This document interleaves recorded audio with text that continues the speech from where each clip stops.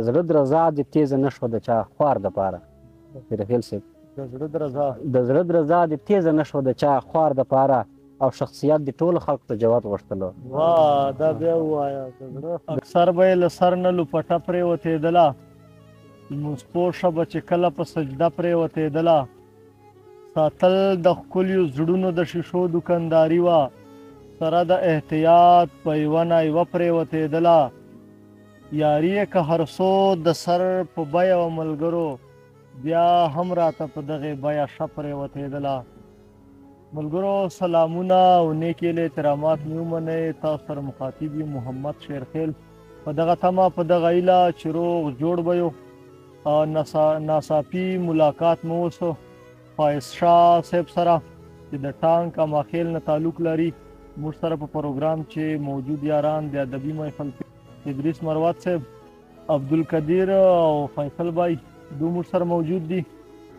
فایز شاه صاحب تا ته موږ په خپل پروګرام چې هرکلی وایو، مننه دې کوو چې وخت یې راکړه. تا نه خواست کوو چې موږ مینوالو سره خپل مختصر تعارف وکړې او موږ سره خپل کلام شریک کړي. ډېر ممنون او مشکور یم د ادبي محفل اډمن ادریس صاحب او ډېر زیات مشکور یم د محمد شیرخیل صاحب چې ما ته دا موقع راکړه. بلکې دا خو یو داسې ناڅاپي یو ملاقات و. زه خپل لرغان کې سفر کې وم خو دو هم په دې باندې ډېر ضد وکړی او دو چې کوم ضد و هغه ما جګ کولی نه سوای.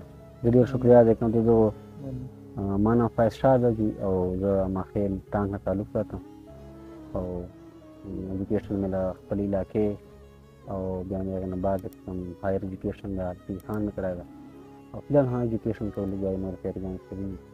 ډېر مهرباني. خپل کلام ورسره شریک کړه.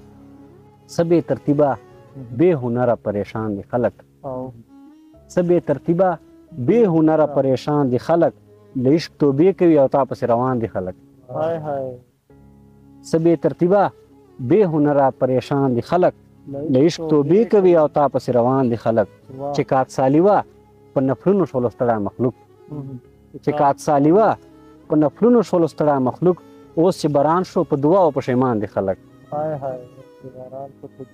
پښیمان دي خلک. چې کاتسالي وه په نفلونو شولو ستړی مخلوق، اوس چې باران شو په دعا او پښیمان دي خلک.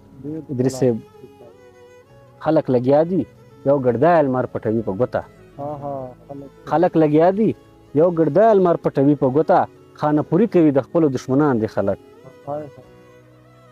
خلک لګیا دي یو ګړدی لمر پټوي په ګوته، خانه پوري کوي د خپلو دشمنان دي خلک. زموږ د قتل تماشګاه کې سترګه ور و خلک، زموږ د قتل تماشګاه کې سترګه ور و خلک، د ګواهي په وخت ړانده دي ماشومان دي خلک. او غیبت سورا ده هر سړی د پیچلو زلفو، غیبت سورا ده هر سړی د پیچلو زلفو، او دلربا د هر ویښتنه اویزان دي خلک. غیبت سورا ده هر سړی د پیچلو زلفو، او دلربا د هر ویښتنه اویزان دي خلک. د پریزادو مصر ښار کې خلکو پرېکړې ګوتې، د پریزادو مصر ښار کې خلکو پرېکړې ګوتې، نه خو په ننګ نه په عزت نه په تاوان دي خلک. د پریزادو مصر ښار کې خلکو پرېکړې ګوتې، نه خو په ننګ نه په عزت نه په تاوان دي خلک. یو فقیر مړ شو مړ فقط یوې لقمې په تمه، یو فقیر مړ شو مړ فقط یوې لقمې په تمه، خو د خپل ذات ولکه کې واړه مسلمان دي خلک. یو فقیر مړ شو مړ فقط یوې لقمې په تمه، خو د خپل ذات ولکه کې واړه مسلمان دي خلک. هر یو سړي د ستا د زلفو خوشبويي محسوس کړه، هر یو سړي د ستا د زلفو خوشبويي محسوس کړه، د ستا د ښار نه فردن غزل خوان دي خلک. هر یو سړي د ستا د زلفو خوشبويي محسوس کړه، د ستا د ښار نه فردن غزل خوان دي خلک. او مقطع د شیرخیل صاحب فایز په هغه وخت د شعرونو ګلپاشي وکړله، فایز په هغه وخت د شعرونو ګلپاشي وکړله چې په ارمان کې مړه د زرو کان دي خلک.